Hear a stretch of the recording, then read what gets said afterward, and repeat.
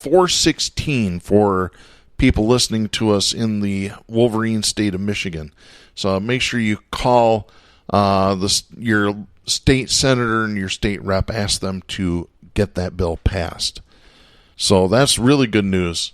Since we're talking about drugs, we might as well mention this. We've talked about El Chapo on this show before.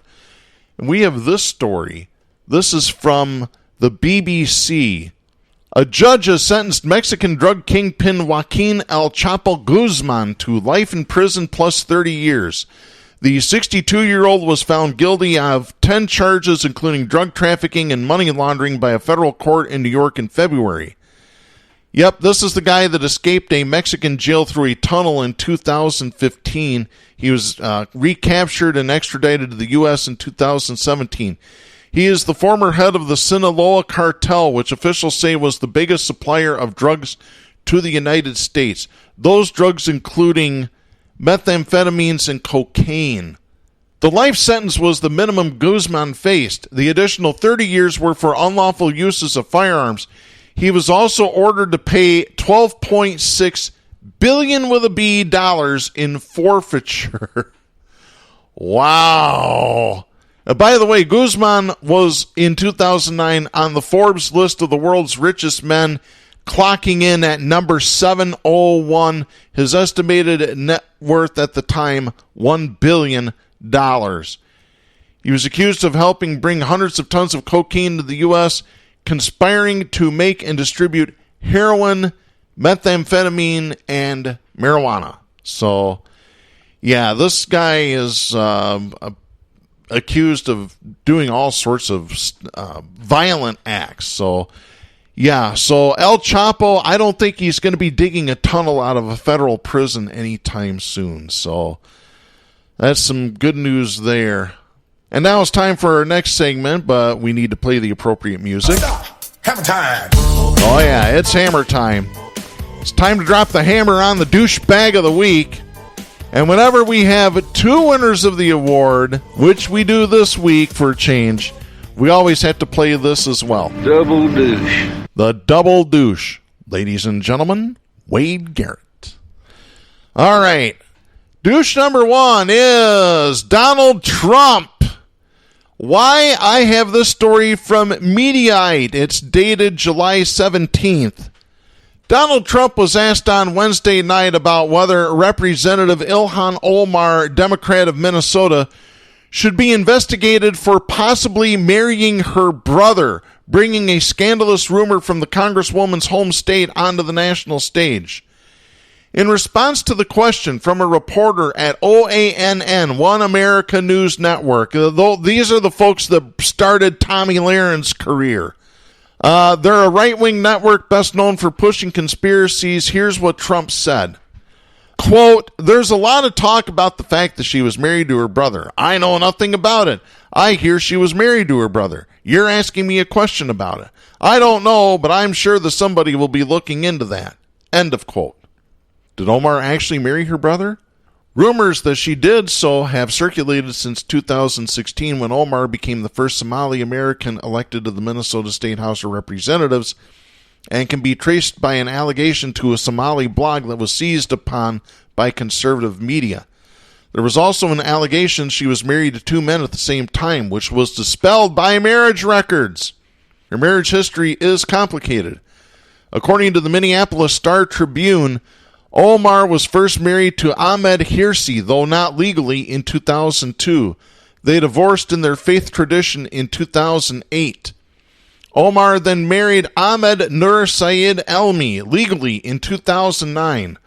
While they separated and divorced in their faith tradition in 2011, they did not legally divorce until 2017.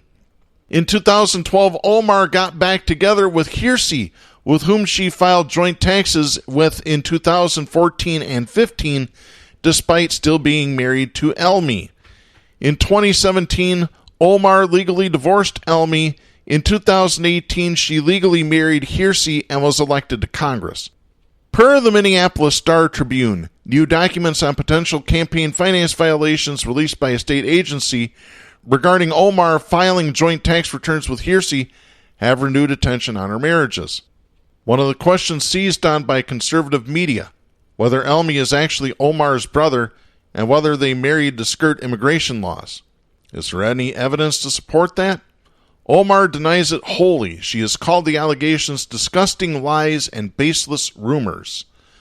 Without more evidence, the allegation remains unproven. Omar has declined to get into the details of her two marriages, but for now, the claim that she married her brother is just a rumor, as Snopes laid out in great detail on their page. Yeah, so Donald Trump wins for spreading rumors about Ilhan Omar, who he is in a war with. As a matter of fact, at a rally a few days ago, they started chanting, "Send her back, send her back." I'm referring to Ilhan Omar. The crowd chanted this for 13 seconds, unabated, even though Trump is now trying to say, "Oh, I didn't like when the crowd chanted that. I started talking right away. I didn't want them to chant that." Well, if Trump's version of right away is 13 unabated seconds of "send her back," then Trump doesn't know what the hell he's talking about, which he doesn't anyway. And by the way, speaking of Trump's war with Omar, Alexandria Ocasio-Cortez, Rashida Tlaib, Ayanna Pressley, there was a vote taken in Congress after he said that these women need to go back to their countries and fix things. This is from USA Today. This is by William Cummings. 4 of the 197 Republicans in the House of Representatives joined Democrats on Tuesday to vote for a resolution condemning the racist tweets that Donald Trump posted telling a group of minority congresswomen to go back to the countries they originally came from. The Republicans who broke ranks to vote for the resolution after their party leadership defended Trump's remarks were Representatives Will Hurd of Texas, Representative Brian Fitzpatrick of Pennsylvania, Representative Susan Brooks of Indiana, and Representative Fred Upton, 6th District Congress, Michigan, which is the Kalamazoo area. One other vote for the resolution that was not a Democrat.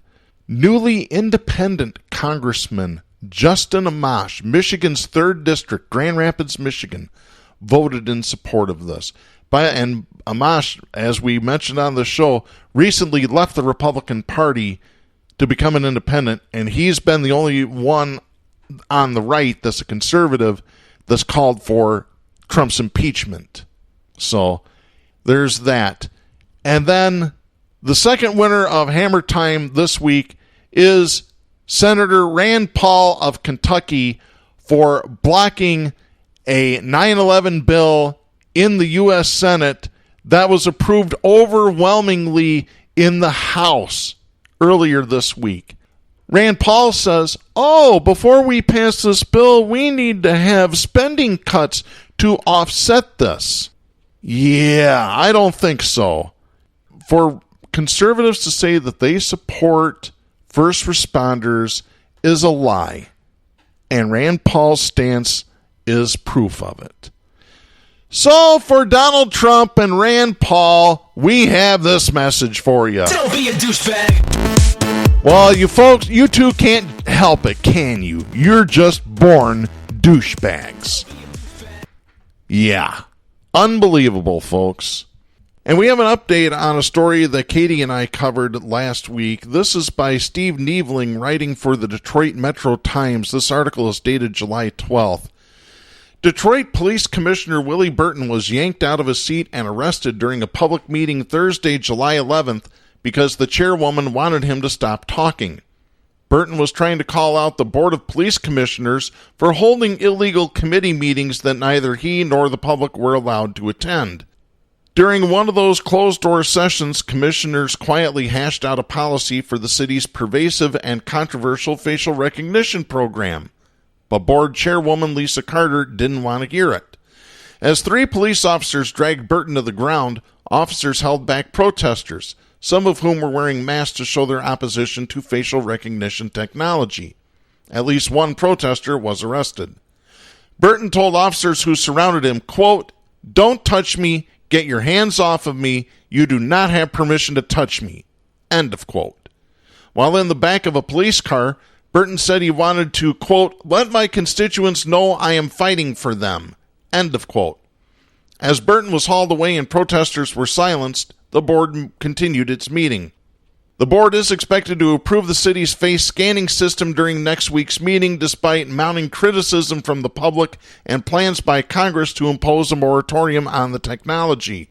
A day before the meeting, State Representative Isaac Robinson, Democrat of Detroit, introduced a bill that would ban facial recognition technology for 5 years. The idea is to give lawmakers and experts time to research the technology's flaws and whether it is unconstitutional. Numerous studies have shown the system is racially biased. Researchers have found that the technology is more likely to produce false matches on people with darker pigment. Legal experts also say the technology is invasive and may violate people's Fourth Amendment rights. So again, that's an update on Detroit's Project Greenlight. So we'll be following that story in the weeks to come. So stay tuned to Southpaws for further updates on this. And as we head out the door today, we have some well wishes that we want to pass along. A former guest of our show, he's been on a few times, Michael Johnston. He's a history teacher. He's run for public office. He's a big union advocate, longtime supporter of unions. He's also been the publisher of Work in Progress, which was a newspaper that was distributed in the West Michigan area. Well, about 2 weeks ago, Michael suffered a heart attack, and it was a pretty bad one. He's been in the hospital recuperating. He's a little bit on the weak side. Well, just a couple of days ago, Michael had a quadruple bypass, and we really want Michael to recover quickly, and we hope you get back out there because we could use your support, Michael. We love you, and we hope you get better soon. All right, that's going to wrap things up for this week. Jack will be back next week. In the meantime, my name is Darren Gibson. For our announcer, Kristen Cook, we ask that you please be kind to each other, please support independent media, and please support the First Amendment.